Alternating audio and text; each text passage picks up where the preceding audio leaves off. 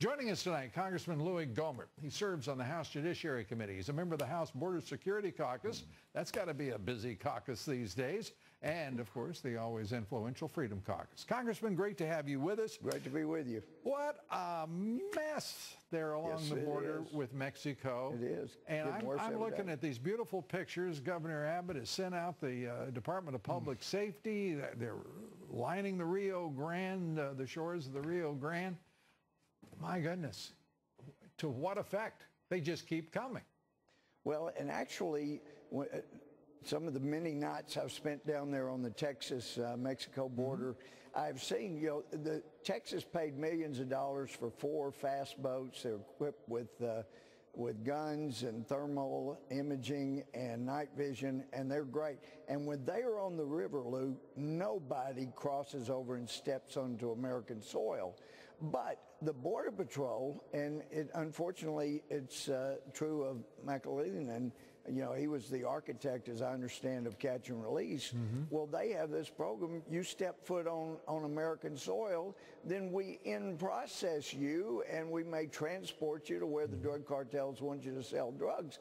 I would submit very humbly that maybe better than catch and release would be a one-word doctrine of repel. Don't let them do what the Texas DPS does. Don't let them step foot onto our soil unless they're coming in legally. This is the most intractable, stubborn issue that faces the country right now. A superpower, led until just recently its Homeland Security Department by Kirstjen Nielsen, in which there was an active effort to undercut the president on the part of the secretary. I think we will all acknowledge that.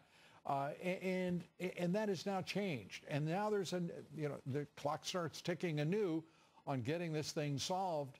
Do you believe that this thing is soluble, or should we just simply put up a white flag and say, you know what, we just can't get this done. We're just a little old superpower, and we're just not smart enough to defend our nation?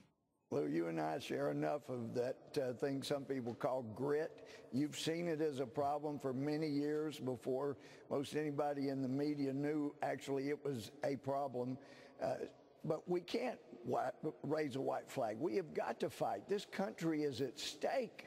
And when it comes to asylum, legally you can't claim asylum in the United States if you're coming in from a country that is not the one in which you're afraid and being persecuted.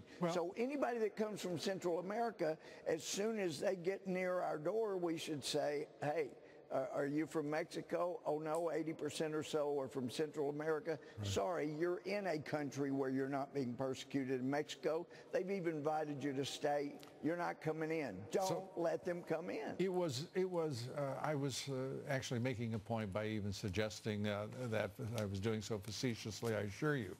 This president, by the way, means to get it done, as I think everybody you were facetious about that. You never raised a white flag. You got that right.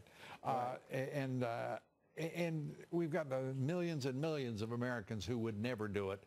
The problem is we've got a bunch of people led by the radical Dems. By the way, they're not represented by the radical Dems. They're led by the radical Dems in Congress and in the Senate. This is a mighty collision, it looks like, in front of us now, because the country's at stake. The president said it as clear as it can be said. And that is, without borders, we have no country. If we can't control our borders, we have nothing to talk about when it comes to the nation. That's right. And you take economist Milton Friedman, he liked the idea of no borders, but as he knew, you can't have any type of welfare and have an open border. You just can't. And the president's right. Without borders, we're not a country. And if we're not a country, then the country, that shining light on a hill that I hear about everywhere around the country, around the world, they say, you're our hope. In West Africa, they say, you got to stay strong. You got weak under Obama. Our only hope for safety is if you're strong. Quit letting them make you weaker. And that's where the secret is. We got to stay strong, and we got to enforce our borders. And the reason the national left-wing media can't stand this president, the reason those radical Dems can't stand this president, is because they expect people to be as dependent as they are, to lack self-reliance, to lack gumption and grit, if I can put that in Texas speak. Yeah, that's right. The truth is, this president wants everyone in this country to be independent, to be self-reliant. And do well. And he's delivered on his promise. And I just thought it was interesting to see him on June 16th of 2015 as he announced his candidacy, delivering on promise after promise after promise after identifying problem after problem. And the work he's done is extraordinary. Congressman, we're out of time. It's great to see you. Thanks for being here, and good luck to the great state of Texas and all 49 of the others as well on the border. Thanks for not having a white flag anywhere in your quiver. You're terrific. Thanks. Appreciate it, Congressman. Good to see you.